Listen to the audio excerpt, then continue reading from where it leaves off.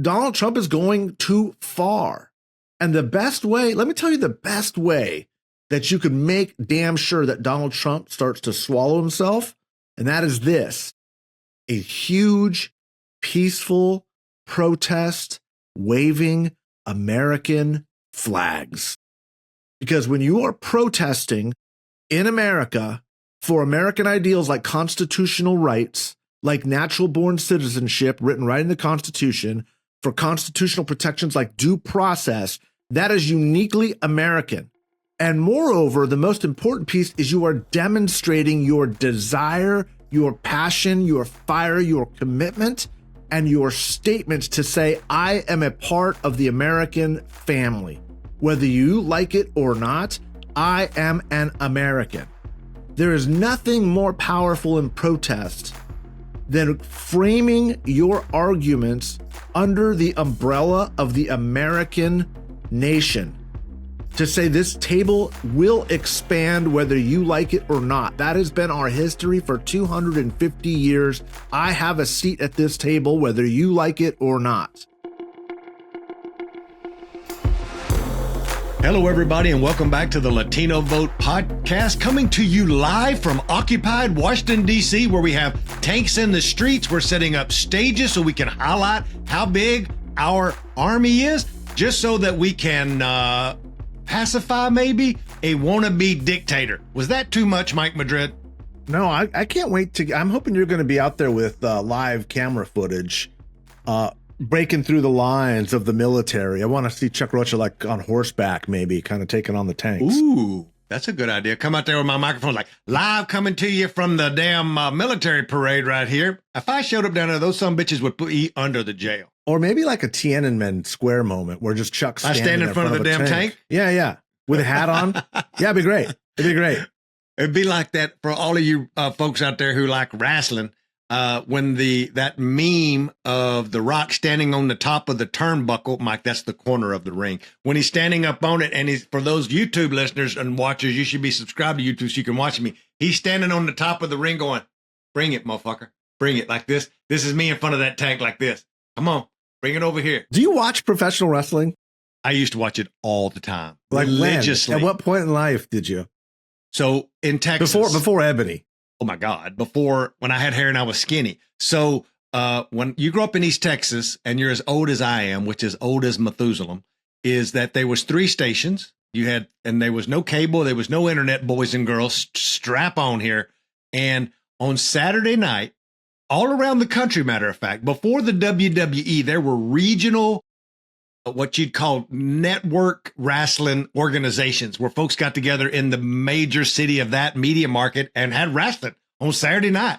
And in Texas, it was at how do I know this? The Will Rogers Coliseum in Fort Worth, where the Von Erichs would wrestle. And they'd bring in Jigsaw Hack Duggan. They would bring in the Sheik. They had all of these people, and I worshiped them. If you would have asked me when I was 13, Chuck Rocha, what are you going to do when you grow up? I'm like, I'm going to be a professional wrestler.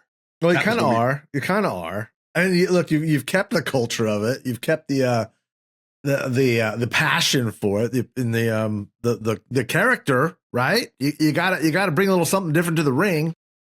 That's a good point. And the family that was the icon of the Fort Worth wrestling, they just made a movie about it. I'd much rather talk about this than talk about politics. Yeah, is that there was this family called the Von Erichs, and they had this. When the boy runs it, is it matriarch or the patriarch? Patriarch is when a male runs it. Yeah, patriarch, and his name was Fritz Von Erich. And Fritz Von Erich was not his real name. His real name was like Jim Atkinson. But Fritz Von Erich was a character way back in the day to be like the Russian or the German Nazi Fritz Von Erich. And he had this move, and it was called the claw. And for those of you watching, he'd take his hands, and then he'd take that top joint like this, and he could move it like I can, where you could do that top joint and bend it down like that. And then he'd put it on your face, and he put the claw on you. Well, that man would become an icon, but he had 5 kids. Y'all should Google the Von Erich family, because there's now been 3 different documentaries. One recently, this family was cursed. All of these boys die at one point in their life. The oldest, David, dies while wrestling in Japan. Every kid in that family dies, some by suicide, some by horrible means. where there's only one left, and his name's Kevin Von Erich. He used to live, I know way too much about this, in Kauai. Now he lives back in Texas. But one of the greatest things that ever happened to me when I was in high school, I used to put in satellites in people's houses. This is before the internet, y'all. So you'd put this big fucking satellite dish in your front yard and you could get cable. Well, I helped install those for this guy in Chandler, Texas. And we got called out to this big mansion to do it one time. I swear to God, it was Fritz Von Erich's house. He had bought a ranch in East Texas. And I was in his home. And there were pictures and trophies everywhere. And I couldn't take a picture of it. There were no phones. There was no cameras. Can't prove it. I couldn't prove shit.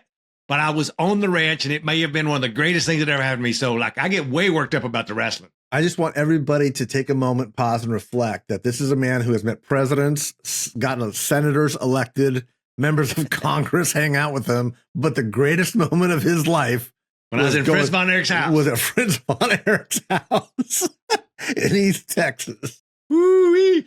Well, speaking of wrestling and speaking of points of contention, you like that pivot to pretty contentious good. Points. Mike, are you in California? And is there anything going on in California we should know about this week? It's just California dreaming here. I'm in Sacramento. Most of my client base is in Los Angeles. My family's in LA. My business partner, Rob, we have an office in LA. And it's really fascinating to hear kind of what's going on down there, what the feed is. There's definitely a lot of anxiety. There's terror in the Latino community. There's no question about it. But I would also say this. Every journalist that I speak to, every client that I speak to is like, there is nothing going on in LA.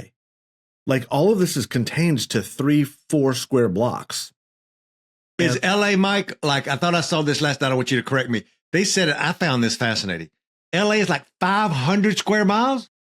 It's enormous. I mean, it's so 500 square out. miles, the mayor said last night when she said she was blocking off downtown. That was just 1 mile of the 500. Downtown LA is for downtowns, as far as American cities go, LA's downtown is very small and it's very isolated because we drive cars. You can't, 500 is a big sprawling metropolis. There's not a huge public transportation.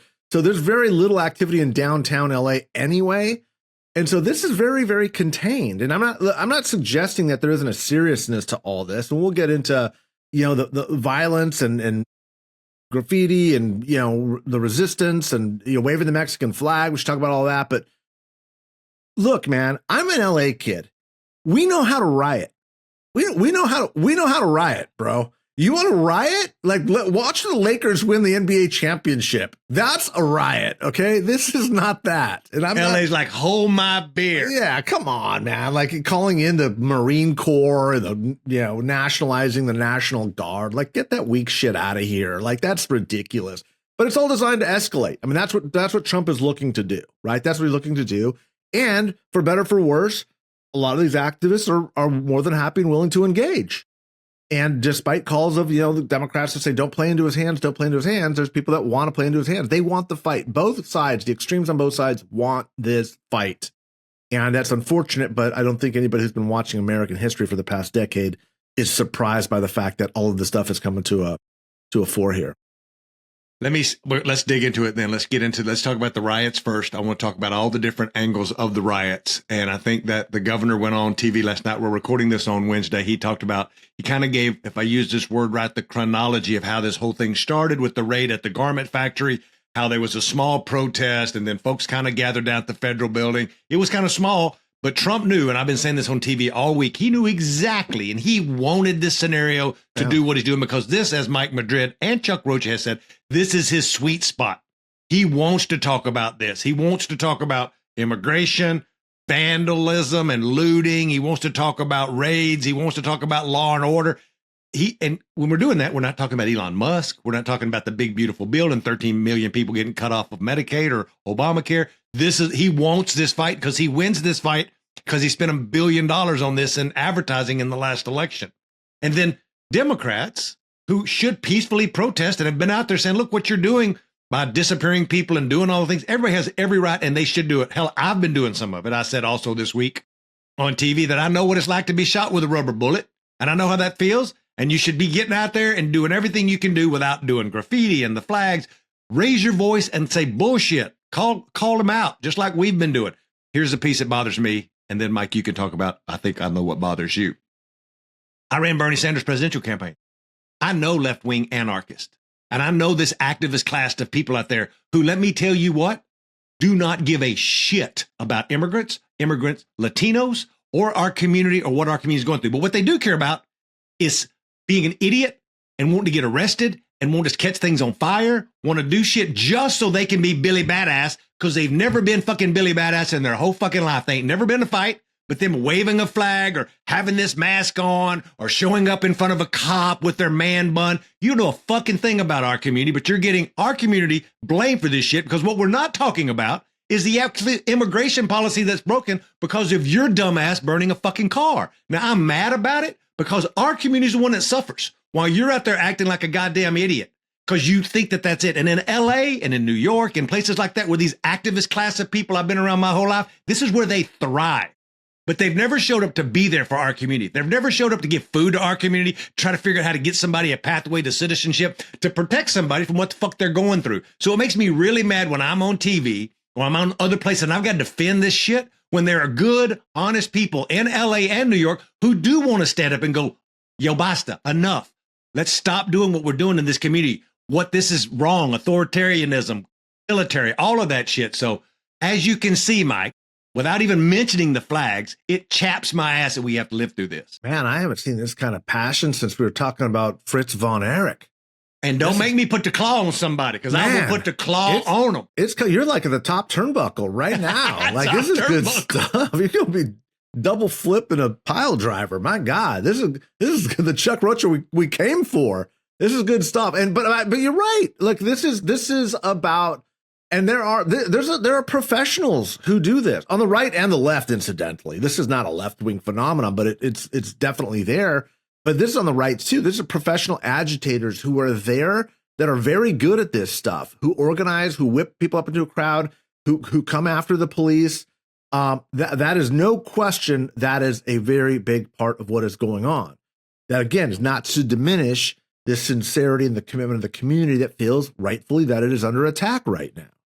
And the way that that's projected, the danger is allowing a movement to be consumed by the professional agitators, because you not only lose control on the streets, you lose control of public perception. And that's what I'm deeply, deeply concerned about, because Donald Trump is overreaching. This is that moment. Y'all have heard me talking about this for months now. The side that's going to lose is the side that overreaches first.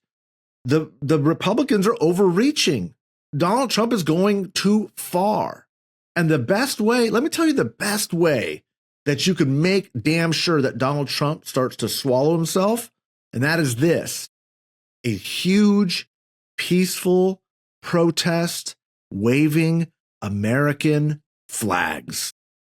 Because when you are protesting in America for American ideals like constitutional rights, like natural born citizenship written right in the Constitution, for constitutional protections like due process, that is uniquely American. And moreover, the most important piece is you are demonstrating your desire, your passion, your fire, your commitment, and your statements to say, I am a part of the American family. Whether you like it or not, I am an American. There is nothing more powerful in protest than framing your arguments under the umbrella of the American nation. To say this table will expand whether you like it or not. That has been our history for 250 years. I have a seat at this table whether you like it or not. To wave the Mexican flag, here we go, Chuck. That was where it was. To me, and I get the cultural affinity. I get the love of Mexico. I'm a permanent resident of Mexico. I've owned a home there for almost 20 years. I'm there almost as often as I am here. I love Mexico. My people are proudly from Sonora and Durango, and I get it. I'm of it. I am in it. But there has never been one moment for 1 second where I have doubted which flag I have borne my allegiance to. Nor has my mother, nor did my immigrant naturalized grandmother. And if she were watching this, she would be turning in her grave and spitting fire. Because you know what? You're not allowed to do in Mexico. You're not allowed to protest. You don't have due process rights. You're allowed to protest only so far as the government allows you to do it.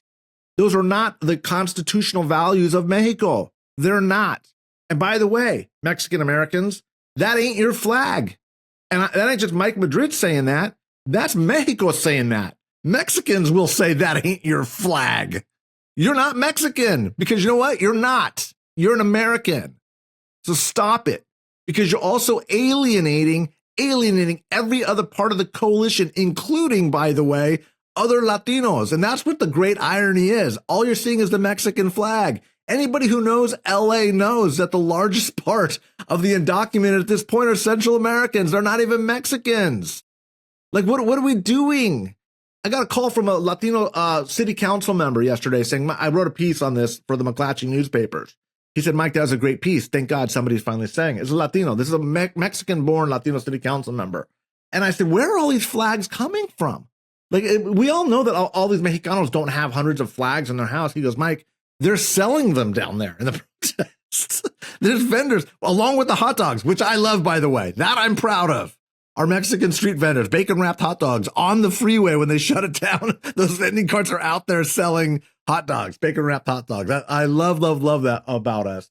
But I also love the fact that there's capitalists out there and entrepreneurs who are selling Mexican flags. But for the love of Pete here, can we just, at least at a minimum, balance it out or have 2/3 American flags versus Mexican flags? It's such a bad political look. Two things. One is it's an opportunity miss. Think about this from the messaging guy. If we were at these protests, we were waving American flags, and when a reporter puts the microphone in our face of a law-abiding, good American citizen, Mexican descent, doing their constitutional duty, which is speaking up against their government. Again, I'm very pro all of that. Who said, we're out here defending the right of immigrants and the right of Americans. That's why I'm waving these flags, while the Republicans are waving Nazi flags and waving Confederate flags. Absolutely. I'm waving the flag of my country, who my grandmother immigrated here, my father immigrated, whatever that story is. That's the beautifulness of us. And for the old messaging guy, you know who that also touches? There's a lot of Irishmen and Irish grandfathers that were discriminated against because they were Irish. There was a lot of people back in the steel mills that were Italian that were discriminated against, said they were lesser than because they were from the wrong part of Europe, right? Yeah. And so you start touching at these, what we call these moderate, middle of the road voters, or a lot of these white guys who come from those immigrant roots, who've forgotten those roots, and that's fine. They've assimilated, but they remember those stories of what it was like to be the other. And when we touch that emotional vibe, that's how we start winning some of these people back, by going, look, deport the fucking criminals. Yes, absolutely. Get bad people and bad actors out of here. But most people, like Jose and Maria and everybody else who's just trying to make it, they were in a garment factory sewing clothes for you, for fuck's sake. Like, I'm mad about this because we miss an opportunity, and this is what makes me the most mad. We play right into his hands. Gosh damn it. You remember I said this last night on CNN. I'm working off about 3.5 hours sleep, so y'all stay with me today. Is that, you remember the trans ad? We all talked about the trans ad. They are for they and them, and I'm for you. There's going to be midterm commercials that's going to show guys in masks on top of burning cars waving Mexican flags that say, Democrats are with them. I'm with you. And they're going to show some picture, some family, and some whatever. Because he wants to draw a contrast around his strongest issue point. Even though it's all bullshit, it's all wrong, it's authoritarianism. If you're having to explain all that, y'all, in messaging, we're done. We're just done. You have to stay simple and be like, we're Americans. We were born here. This country was born on immigration. You don't go get Maria down at the sewing factory. And you don't start having a military state that even white suburban women are like, whoa, whoa, whoa, whoa. We got tanks in the street? Like, I wanted my stock portfolio to be better, and I wanted eggs to be cheaper. But damn, to Mike Madrid's point, it's too far. But we miss that opportunity because of a few idiots, and I mean just a few, who want to do things that only the press will talk about. That's the piece that chaps my ass, because we miss that opportunity, Mike. That's 110% right. And that's all it is. You said it so perfectly here. The thing about Donald Trump, you have to understand, there's two things. The first is he will always take the bait. He can't help himself. He will always, always, always take the bait. And as the old fishing guys say, he'll swallow the hook. right? Oh, gosh, damn it. Somebody write that down, Andreas. Fishing reference. Chuck's winning. Swallow the 1 point for Chuck. But here's the second thing about Donald Trump. He knows the left will also always take the bait. And in those fights, because he lives in the gutter, he's going to win that fight. So he's baiting the shit out of these Democratic activists who can't help themselves. And I don't even know if it's fair to call them Democratic activists. It is not. Okay, none of those fair. people vote. Right. None of these people show up. That they love to raise hell and talk about themselves and how do you say it, Mike? They're purity tests. Yeah, but see, this is where the Democratic activist does need to step up and say, that's not us. Show up with your American flag and outnumber them. Because look, let me say this. Let me qualify what I said earlier. I said there's nothing more powerful than just a bunch of American flags, all American flags waving at these protests. There is something more powerful. If 2/3 were American flags and 1/3 were from other different countries, people would love and appreciate that. Because the message is we are American, but America is made up of all of these other nations too. Not as a priority, not as a point of loyalty, not as a point of, first priority, but America is made up of different people. And yeah, we don't look like, Los Angeles in the 1940s. You're seeing all these memes going around saying, here's what LA looked like, white bread and wealthy and upper income and contrasting 1965 LA to what 2025 LA looks like. LA is different. America's different. Get over it. It's coming, whether you like it or not. Let me ask you this question. Yeah. Let me ask you this. I want to know because you're the California guy, and I'm sure you watched Gavin last night. And I said that Gavin Newsom, and this is me, I want Mike's opinion. I'm gonna give mine first. Gavin Newsom was dead man walking. He still could be dead man walking. But what Donald Trump's done for Gavin Newsom is giving him a new lease on life. And now he got to act presidential and take on and be tough and do it. Now, does it land flat? Does it help? Does it go away in 2 months? I don't know. But Mike, I'm hungry to know what you think about how all this is affecting him and how he's doing with it. So this is funny. The first time in my career, I was asked by McClatchy Papers to write 2 op-eds for the same day. The first one I wrote was on this Mexican flags piece. We'll put the link down, Andreas, in the comment section. But the first one they wanted was, what does this mean for Gavin Newsom? Gavin Newsom, whether whatever you think of him, has absolutely shot back into relevancy in the Democratic Party. He has, through probably a battlefield conversion, and thrust into this moment where he is stepping up and he is showing fight like no Democrat has in the last 8 months. His trolling game on social media is 10 of 10. He is crushing it, and he's taking on all comers. It's like a battle royale. How's that as a wrestling reference? Now in wrestling, we all get in one room, and then whoever's the last one thrown over the top buckle is the winner. Andreas, that's 2 points for Chuck. Go. And he's throwing out, he is throwing out these right-wing provocateurs right and left on social media. He's done these great spots with where he's got Emperor Palpatine, the really bad villain reading. And they're marching. I saw that when you tweeted it, and I just laughed my ass off. It's hilarious. He's having these voiceovers of people reading Donald Trump's tweets of the villains in Star Wars. It's brilliant. That's how you fight these clowns. And he's figured it out. He's cracked the code, and he's taken them on, and they hate him, by the way. I think they are most afraid of Gavin Newsom for a whole lot of reasons, not the least of which California is the biggest, bluest state, is the sharpest, most focused point of resistance. So that's why they're attacking California.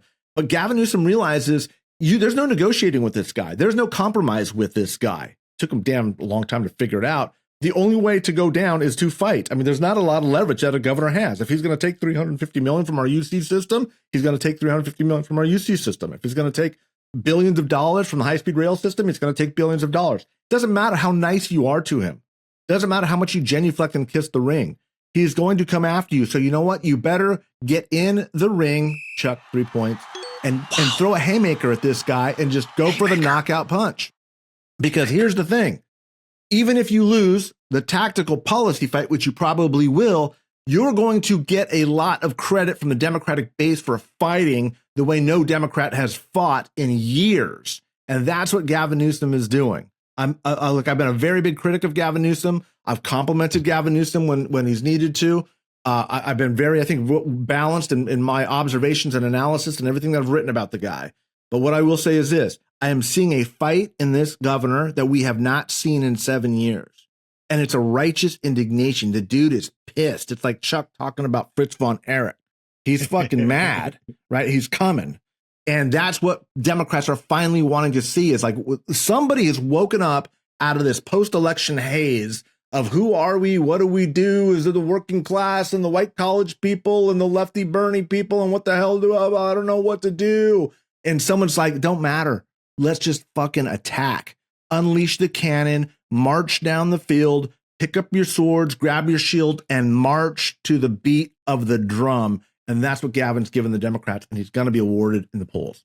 And I don't think I've ever seen a bigger gift to somebody that I think was Dead Man Walking, like the fires, all the other things. I mean, and there'll be other mess ups, don't get me wrong, but this is a gift to re-energize him. I'm going to not talk about Gavin anymore before we get off of this topic. I think we should talk about the implications to the community.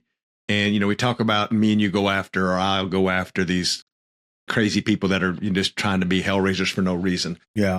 What's been forgotten about and what's made me the most mad is, you know, both of my business partners are immigrants. We live through, you know, whether they drive to work or whether, you know, is there going to be, think about an occupied DC and my staff and me worried about somebody mistakenly running a red light and getting sent to Guantanamo. Like, that's real life shit I'm having to live through every day. So I'm a little anxious. Can you imagine what the immigrant staff that work for me, who, you know, have documentation, but are immigrants, what they're living through? So like, I think a lot of this is lost in the conversation about immigration and the fear in the community. And I give white people hell all the time, but I'm glad that they're going to the streets to talk about the fairness of way people should be treated and the overreach and all the things in Chicago and New York, not the violent offenders. But to what Mike said, that I think might have been the most important, if you have people taken to the street in peaceful protest, that everybody will cover that. Now, they'll have their own spin, but you can't walk away from that. And people will say, oh, it's not just me who feels a little uneasy about what I'm seeing.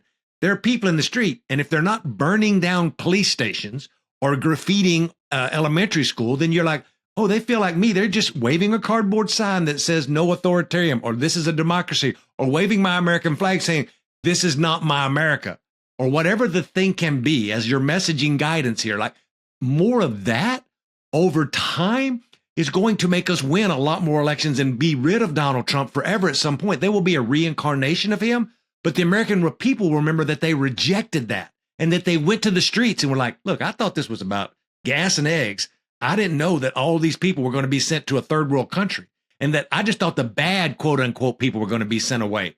Not my friend down the street who I thought was documented, who won't come out of her house. Like, these are real emotional triggers that we're not talking about, which is how you move this. The Republicans now have done this over a long period of time. There hasn't been this giant run to the right. It's just voters who have felt anxiety. They haven't felt that the Democrats were helping them. They don't really like the Republicans, but they were looking for just anything alternative. And they're like, hey, we'll do this. This guy's so crazy. Wears makeup, whatever. He tells it like it is. Well, now that motherfucker's sending people to another country and disappearing folks. And that's not what people signed up for. No, I think you're right. And again, there's nothing that's going to tell the policy positions more powerfully than those personal stories. So highlight those stories when you hear them, because unfortunately they are becoming all too common. There's a story of this woman who's 9 months pregnant, right, who was pushed over by ICE in San Diego. There's children being left on, I met with a Latina legislator here in California, and in the East Bay, right outside of San Francisco, there was a ICE raid where a family was taken and the parents were arrested, put in a car, and a 6 and an 8-year-old children. Their children were left on the street. Like, this is cruelty, right? Cruelty is the point. And as soon as people do start to see this, I believe two things about the American public. There's a deep desire to be as ignorant and stick your head in the ground like an ostrich and not see what's obvious because of the busyness of daily life. But I also do believe in the inherent goodness of people. Not all people, but enough people. A majority of people want to be good. And they want to look for the good in people, but we make a living off of showing the little bit of difference that we can kind of pick at like a scab.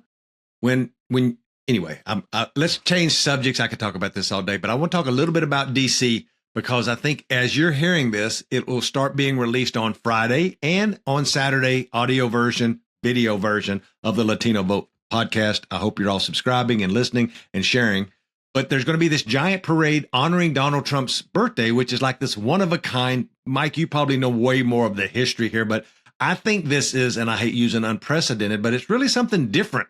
For the last few nights during the dead of night, because there's traffic in the street, they've been bringing in tanks, literal tanks into the city and staging them around the city because there's no place to put them and they can only move them at night.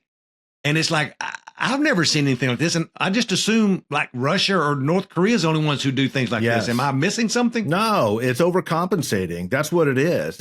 It's a sign of a weakness and a cowardice. Is it little PP syndrome? Of course it is. It's a huge part of what's going on, but it's also not just his at this point. It's a symbol of us as a country who's losing our edge. A country that allows this is a country that is a country that inherently believes it is in a losing and secondary position. No truly strong nation does that. You know who said that? It wasn't Mike Madrid. It was Eisenhower who said that, one of our greatest generals who became president. Let me stop you. Yeah.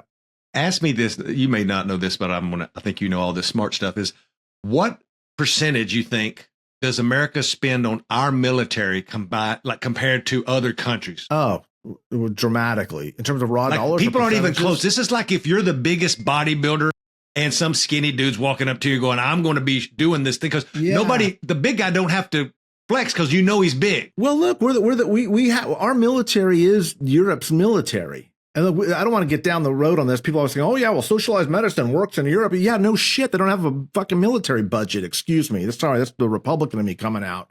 But watch when those guys have to start paying for their own military protection. You watch how well their healthcare system works when they actually have to start paying for it, okay? But here's the thing. This isn't about that. This is about China. He's scared of China. That's what this is. That makes sense. Yeah, he's afraid of a rising China and China's military capacity. That's what all of this is about, is there is a Cold War with China, and this is the way a tin pot dictator flexes his muscles. Because when you're losing all of your other resources and tools and weapons and advantages, what do? You go out there and flex like an animal does. Like, oh, I'm trying to scare you away. I'm showing you how big I am. Like North Korea. Like no one's afraid of you, North Korea, especially when you feel the need to do this stuff. And the United States has never, ever, ever done this. As you said, it's unprecedented. We've never had a military parade. Yeah, that because was my question. It's also anti-democratic. It's the exact wrong message of what America is. We've always believed that right makes might, that our values are stronger than any weapon. And what he is saying is that is no longer true. It is a capitulation on the belief that American ideas are strong enough to lead the world. Think about that for a second, listeners, because that's what the moment is saying, is America no longer is strong enough based off of our democratic values to lead the free world. We're going to have to do it with tanks. And so with that, you finish. Sorry. One quick thing I want to say is if we leave this weekend without Chuck Rocha dressed as Emiliano Zapata in a serape and a bandolier and a big old sombrero showing up down there in defiance, we deserve that. I want to see that, and I want people in the comments to smash that like button. Put in the comments if you want to see Chuck Rocha do that, because we deserve that. We deserve it. No, you don't. We all deserve it. If there's enough votes, if there's enough people saying yes, I want to see Chuck dressed like Zapata or Pancho Villa, then he's got to do it. I only live 16 blocks from the U.S. Capitol, so it's not that big a walk. Maybe I'd walk down there and see how bad it is. Anyway, I think that what you're going to see from the other side is, they're going, well, why can't we be proud to be American? I think what Mike's talking about is there's lots of ways to be proud. If you think about, my granddaddy, who I talk about a lot, who raised me, only a third grade education, he gave me some of the best advice that I've ever gotten in lots of instances. I talk about it on that CBS interview about him teaching me to put my tools back, like I still do, put my tools back. But he was like, when I was a big old boy in high school, like big corn-fed boy, strong as an ox. And he was trying to teach me how to be a man. Now, my papa was a small man. He didn't weigh about 140 pounds, maybe 5'6". He said, Chuck, he said, I was going to the nightclubs a lot and drinking and going to the country clubs and doing all the crazy shit kids did in their early 20s. He said, don't ever worry about the guy in the club talking about how he's going to whoop your ass. He said, worry about that guy over in the corner who ain't saying nothing. He's like, that guy will beat the shit out of you. He's like, the guy running his mouth, he ain't never going to do nothing but run his mouth. He goes, you keep your eye on the guy in the back who ain't said nothing. Exactly right. Good advice. Exactly I think right. this is what that's what I was thinking as you're talking. Yeah, no, a strong nation doesn't do this. A weak nation does this. This is a sign of weakness. But here's the thing is that's what MAGA is. MAGA is weakness. It embodies a weak America. It has lost the confidence of a great nation. It is a people who sense their own decline and are realizing, I used to be a contender and I'm not anymore. And instead of doing the hard work and the character building values to recreate a great nation, they're basically saying, I'm the tough guy on the street. I'm the bully. And we all know how the story of the bully ends. It ends with his getting his ass knocked out by the new kid on the block. And that's with one punch, with one haymaker to the jaw. That's what's going to happen. So I think it's going to be interesting to watch. I'm watching to see, Mike, who in the Hispanic caucus rises above, who's going to be kind of the voice of this thing. I'm watching all of them jockey for position. Adriano Espiat, I think, is doing a fine job. Actually, he speaks wonderful Spanish, too, so he's kind of pushing back in Spanish media. Yeah. New York City, all the things. Speaking of New York City, we've got elections coming up there this weekend. Early vote starts on Saturday when you're hearing this podcast. Early vote for New York mayor. It looks like it's going to come down between the former governor, Cuomo, and a left-wing activist who is been endorsed by AOC. I will not even going to try to say his last name, Medenhan, but he is running a great grassroots campaign and actually catching Cuomo, who got the endorsement this week of a bunch of folks. Oh, it was the Bloomberg. Bloomberg endorsed Cuomo, so it's like this. And in New York, y'all, for those of you wondering about New York, they have ranked choice voting. So unlike California, in New York, you can vote for like 6 people. You put them in the order you want, and they have different things, but keep your eye on New York because we're going to talk about this on a later episode. But imagine Cuomo wins. The progressive brother gets second place by a little. All the things are retabulated. Guess what? In the general election, Mike, keep in mind the history of Republican mayors in New York. And you have Cuomo running as a Democrat. You have Eric Adams, who is running as an independent. You have the left-wing candidate who has AOC's endorsement running on the Working Families Party line. And you're going to have a crazy free-for-all in a city where you could be the mayor maybe with 30% of the vote. Yeah, that's common. And what was who's the crazy person who went all MAGA, who was the Republican mayor? Giuliani. Jesus Christ, it's not like it's in our lifetime. We've seen Republican mayors and governors of that state. In 1993, Giuliani wins. Reardon, a Republican mayor, wins. And then right next door, across the river, I think it's the Hudson. I watched Hamilton. We had primaries last night for the Democratic nomination. Bunch of people running. Congressman Gottenheimer, Congresswoman Mikey Sherrill, Raz Baraka, the mayor of Northern New Jersey, and a bunch of people running. But Mikey Sherrill wins. She don't win by a lot, but she wins decently in a giant field. Now, will all the Democrats coalesce behind her? I tell you this, Mike, because this is going to be a whole episode, I think, for us. I get way excited more about this than these other things I don't know as much about. But imagine this.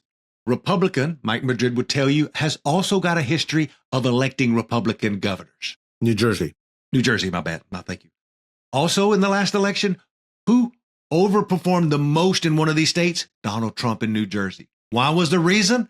The Latino voters in New Jersey overperformed for the Republican. Mm-hmm. And the final dagger here in setting this up as a dramatic November election is Donald Trump has a person who he really likes, who I think is a self-funder, who's going to have all the money in the world to run a real general election as a Republican in New Jersey. Mike, you have anything to add on the history of New Jersey and Republicans?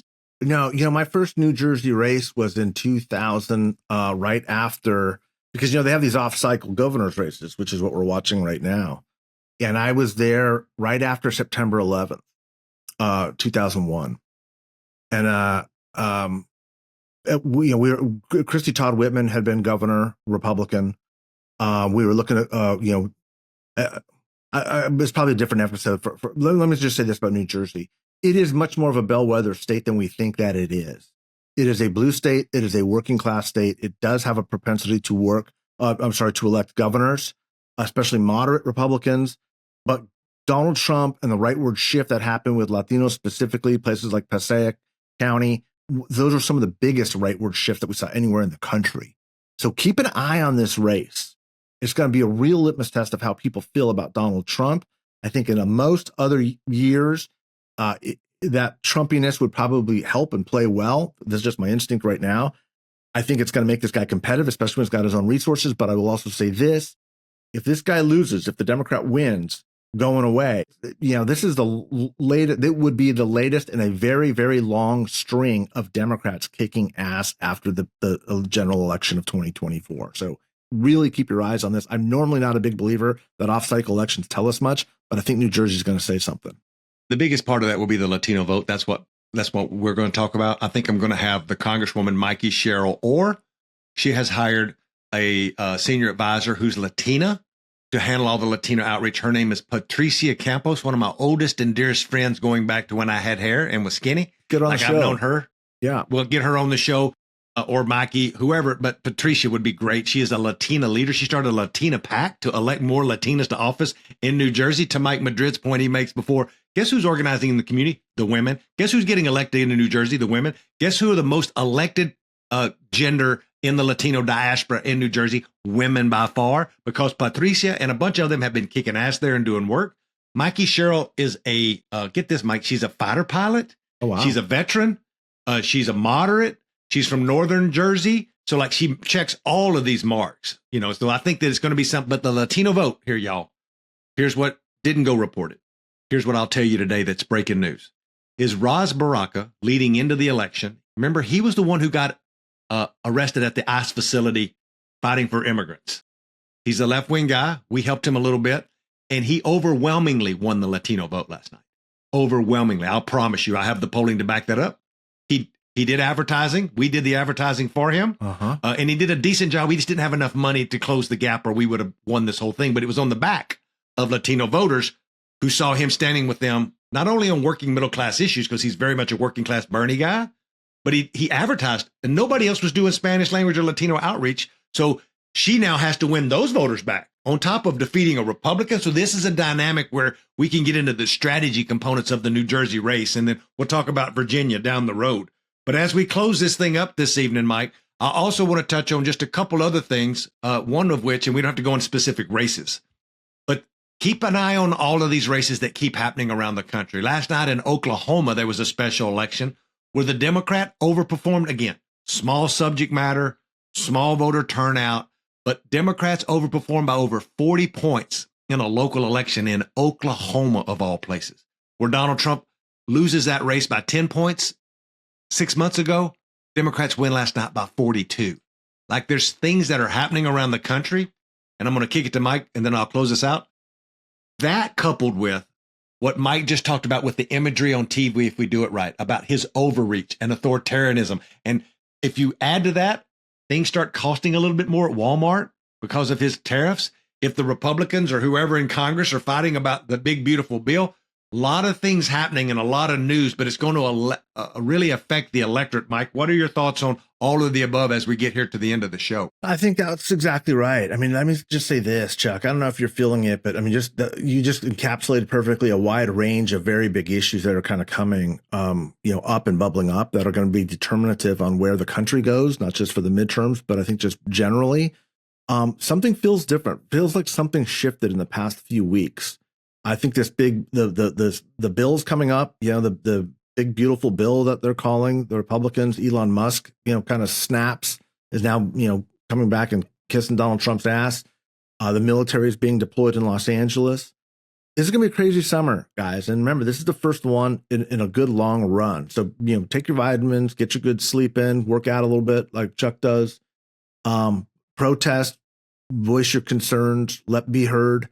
But pace yourself, because it's going to be a long, long run. There's going to be a lot of tests. But I got to say, since November, people have been stepping up. It just feels like the energy in the last week has changed. Seeing the protests, not just in LA, with people saying, okay, enough, we're pushing back, but seeing it happen then in Atlanta, in New York City, and then Chicago, and in Texas, right? These protests, people going, let's go. And then, of course, we've got these big protests on Saturday, too, on the same day as the parade. Saturday's going to be a big day around for the this country. Around the country. Military parade. The Pope's having a big, mass. Pope's protesting? He's in his own way. Yeah, there's going to be a big live mass in Chicago, which is going to be a big deal. Live from the Latino Vote Vatican reporter here, Mike Madrid. Yeah. Well, I mean, look. By the way, people don't know this, but let me make it real clear here. Robert Prevost, Pope Leo, is a registered Republican in Chicago. Very anti-Trump. So as a Republican anti-Trumper, I have never been more seen than to be represented by the Pope. I'm a Pope Leo Republican. Let me just put that out there. Put that on a bumper sticker. All righty. This is a good time to wrap this up. We're happy to hear from our Vatican reporter. But look, you get this podcast, and I haven't brought this up before. I've been going through today because it's very self-serving. You get this podcast once a week. If you want more Mike Madrid during your week, if today ain't enough, you should follow him on the Twitters where he goes live every now and then. And then more than that, you should follow Mike Madrid on his Substack. I started following Mike on his Substack, and he's running his big yapper over there too. But sometimes he's got a lot to say that's very important, and you should be liking and subscribing to Mike Madrid on his Substack. And Mike, my Substack launches this week, and we're going to be live every Wednesday at 3 p.m. We're going to have guests from all over the country, but don't forget my Substack, The Rocha Revolution, on Wednesdays at 3 p.m. each week. And if it gets popular, maybe we'll do it a couple times a week, but I'm going to need more money or a raise from you. But for any of you who still have your mom and dad at home, you should be calling them. You should be liking the podcast. You should make sure you're in a safe space. If you're out at these protests, do not let these folks get you in trouble. Let your voice be heard. Hold your sign. Hold your government accountable. And until next week, y'all be good.